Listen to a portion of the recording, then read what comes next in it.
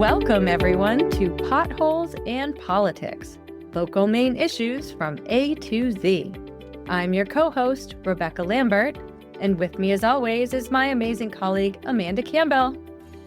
Hello, Rebecca. Thanks, everybody, for listening. Thank you. Janet Kelly was on our last episode of Potholes and Politics, and she is MMA's Human Resources Director. That conversation highlighted the HR services that MMA provides to its members, both those included with the membership and other fee-based services that we provide. She's a wealth of information for all things HR, and MMA is really lucky to have her on board. Go back and listen if you haven't already. And also, please like and subscribe to our podcast on whatever platform you listen to us on.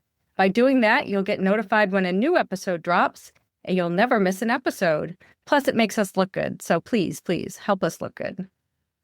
Also, we would like to take a moment to thank everyone who attended MMA's annual convention this year. It was held in Bangor on October 8th and 9th.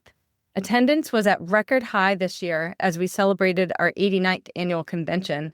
And it was a great event full of education and networking opportunities and a chance to have a little fun with our members. So thank you to all of our members who attended and made this year's convention a success. Convention is always a fun time for us as staff to meet with our members. So thanks for everybody who was able to join us.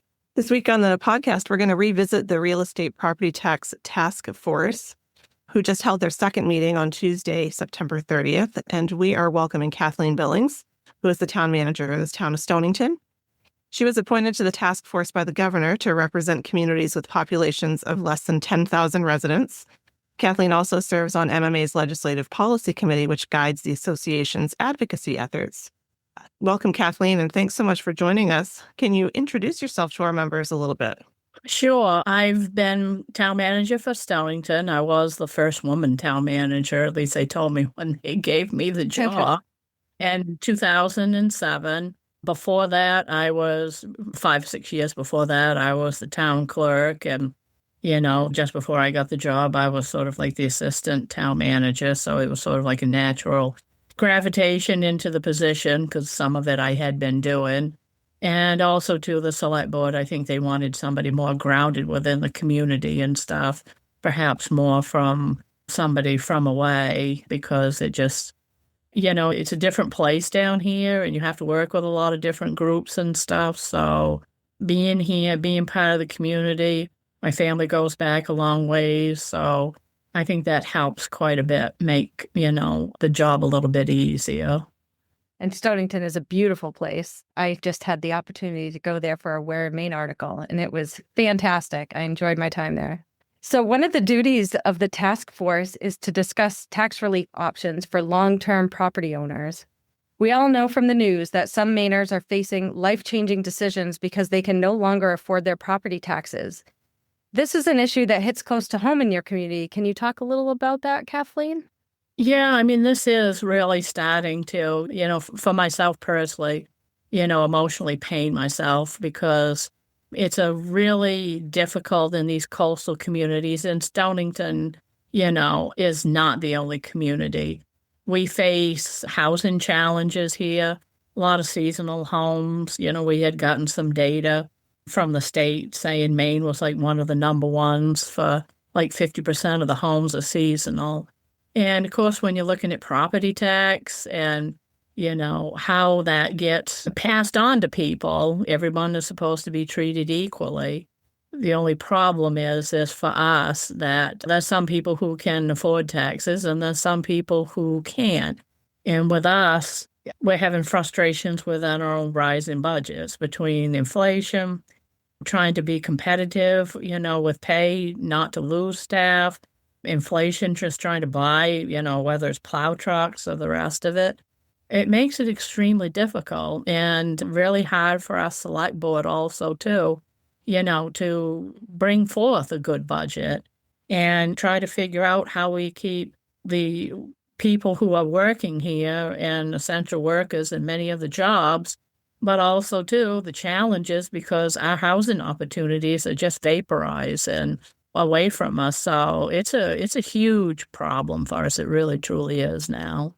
At the meeting on the 30th, Kathleen, there were several presentations from us, the association. MMA presented, and we had some assessing information provided, as well as the Somerset County Administrator and a gentleman from the state who is the fiscal administrator for the UT, or the unorganized territories. Did anything from those presentations surprise you? Or did you learn anything that you didn't already know about property taxes in any of those presentations? I was really pleased with the thoroughness of their presentations. And yes, I did not realize, like with the unorganized territories, the gentleman who did that, how much of these territories there are and how much oversight you had to do. I think it's been kind of also too interesting to see perhaps, how disadvantaged they are compared to other towns and cities. Certainly, they were not getting some of the revenues that perhaps the rest of us were. And, that I think that that's probably a challenge for those ones trying to manage it. I think there's also problems also, too, with revaluations. They're facing some of the same changes that we see also, too, with housing and property and development and those challenges of who lives here all the time and who is seasonal. And how do you balance that out? Where is that middle road? And for Tim Curtis that did the county presentation, I thought he explained it extremely well, that even though the county is maybe not represented on the task force, I think that with his presentation, it does bring us into some sort of balance and consideration of what they face. Way he described it as the counties, what their roles are, and also, too, their main function is public safety for the counties, in the state of Maine, and also, too, the challenges that they're facing. I mean, state police has kind of pulled back from some of their patrols, and, we face picking up more of those expenses with our county tax dollars. Also, too, the challenges with the jails and stuff, having to pick up more of the medical and, other costs associated with it. And I thought that, he did a good job saying that, sometimes people are down and out and at their worst. But the county jails have to pick up those costs. And then they directly go on to the taxpayers of each one of those counties. So, when towns like mine are trying to put together their municipal budgets or trying to stay somewhere within, 2 or 3% or flat or whatever the case may be. Counties, they're having their challenges now. And then also the schools are on top of that. So it makes it difficult. It was really interesting to me to hear the gentleman from the state refer to the unorganized territory as Maine's largest municipality, and the correlation that each municipality has their own manager or administrator. They have their assessors, they have their public safety, they have all of those services within the towns. And in the case of the UT, it's the state who is their town manager, their assessor, their public safety, their education. It's everything. And just the amount of acres across the state that comprise the UT and how the calculations are just so very different than what they are for the municipalities. I learned a lot as well. So it was really very, very interesting presentation. Well, and also too, I mean, you're probably articulating it better than what I am, Amanda. But the other part of it is you realize, like with the unorganized territories, they really don't have an advocate for themselves.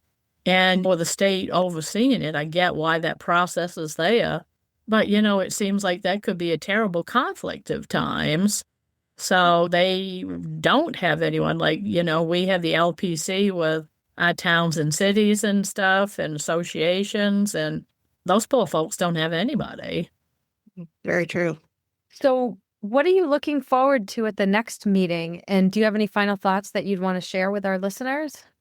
Well, I mean, it's a good committee, and I really appreciate all the different outlooks that everybody has, their experiences, and as well as former legislators or current legislators. I think that it's nice that they're willing to just sort of relook at this process again. And I think that at times they have been saying, all right, we have so much of a pie that we can look at with property taxes. what is that pie looking like now?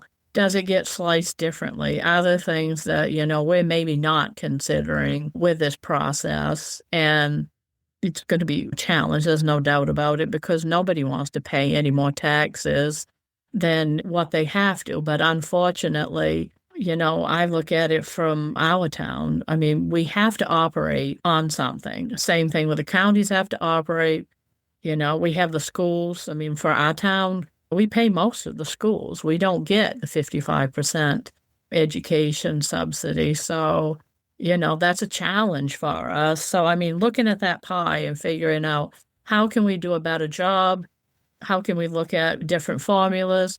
Can we look at how property is valued with this to help with that? It's going to be an interesting process to me to figure out how we can do that. And everyone, sort of I was kind of like a middle of the road approach. I don't like things too sharp one way, too sharp the other, because you have to put some thought into it. And clearly this is a process that's going to have that.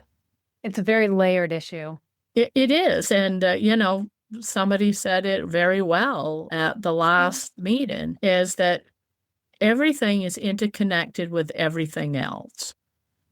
And when you talk about one issue, you're going to have effects on the other.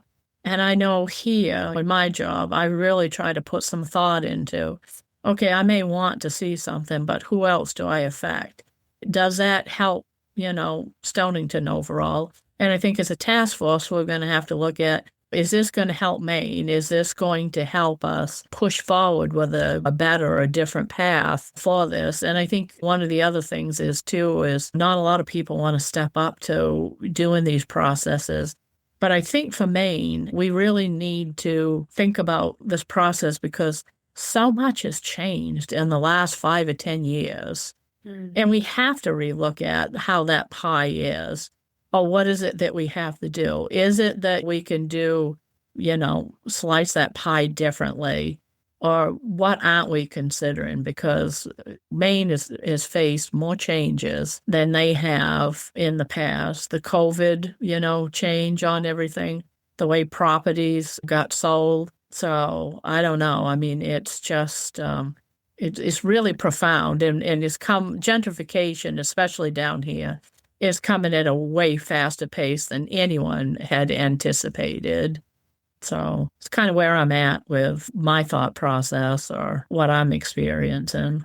At the first meeting, Kathleen, I wrote down a quote of something that you said when the committee members were introducing themselves. And I think it's just a really great summary of how the task force can be thinking about their job with this review. And you said, quote, "I'd rather try to do something and fail than do nothing at all," end quote. That's true. It's true. And I mean, my position down here was much the same. I mean, I've been pretty lucky because I got a really good board and a lot of good people that I work for. But the taxation thing has become so bone crushing to a lot of people, and certainly within my own community, because I have to keep people here. I have to keep our volunteers for our fire department, our ambulance people. We've got a good base of volunteers, but everybody is facing the same challenges. We don't have the carpenters. I've been, just really having it hard to try to get a finance person, replacing clerks and stuff. We have a lot of people who are retirement age, and unfortunately, we don't have a lot of young people here. And, we've been trying to work hard to strategize with the school now. How can we keep people here? How can we beef up the industrial arts or some of the other programs to have people go into the shipyard, keep people fishing and stuff like that? Fishing, lobster fishing is a huge economic driver in this community, and we don't have anything else really to replace it with. We're a natural resource-based economy. And tourism doesn't exactly do it. I mean, you need year-round jobs and not just what's maybe 8, 10, 12 weeks, because the rest of the time we just starve. So, and that's just not a good, sustainable way to be, just my opinion. Right, absolutely not. We will post the link to the task force meeting in the transcript for our listeners. I attended the meeting in person, and the presentations that I saw were very informative, and they garnered some great questions from the task force members. Shout out to you, Amanda. Your thoughtful and well-informed presentation, you really made MMA proud. Well, thank you, Rebecca. That's very kind. Self-proclaimed tax nerd, so it didn't feel like work, really. Also, for our listeners, if you're interested in receiving our tax task force email updates and haven't already signed up, we will put Laura's email in the transcript as well, and you can request to be added to the list. I send out a summary after every meeting that covers the highlights and provides links to all of the meeting information that was covered. Kathleen, I know we at MMA enjoy having you on our LPC and love that you share your opinion so freely with us. Likewise, it was great to have you join us for this episode of Potholes in Politics, and thank you so much for your willingness to serve on the task force. We really appreciate you. No, thank you guys very much. I mean, it's been enjoyable to do this, and hopefully we can make some good inroads to making this whole process better for everybody. Let's hope Great so. summary. Absolutely. Thanks There a lot, we are Kathleen. then. There we are then.